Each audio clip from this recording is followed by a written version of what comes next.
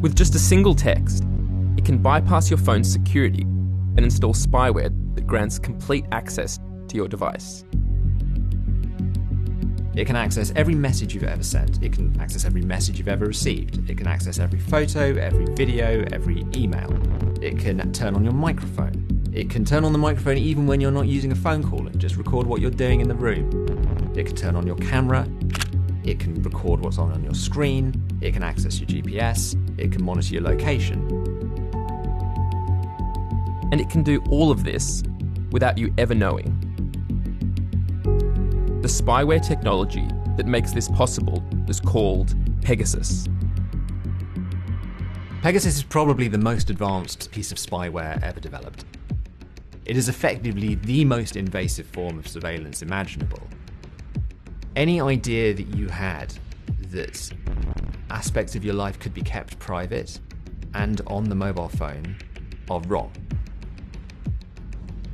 So if you are someone who thinks that you're safe because you use WhatsApp, which is end-to-end encrypted, or you use Signal, it really is meaningless once that Pegasus is on your phone.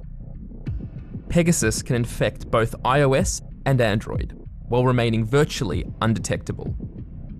So one of the ways that Pegasus will attack your phone is through what's called a zero-day vulnerability. This is a vulnerability that the phone's manufacturer doesn't yet know exists.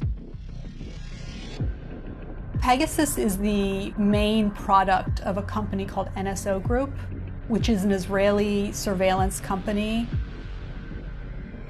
So the people who are using this spyware are government clients. These will be governments around the world that the NSO Group have sold a copy of Pegasus to. A Guardian investigation can now reveal widespread abuse of Pegasus by NSO's government clients.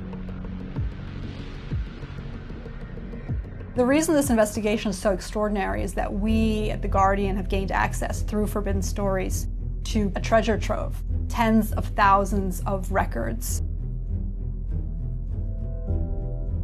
The leaked records include the phone numbers of thousands of people who have been selected as potential targets by governments with access to Pegasus.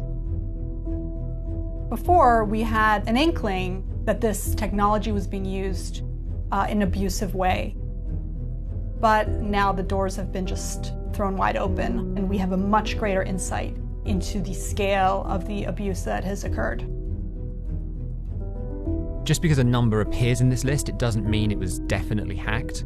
But in some cases,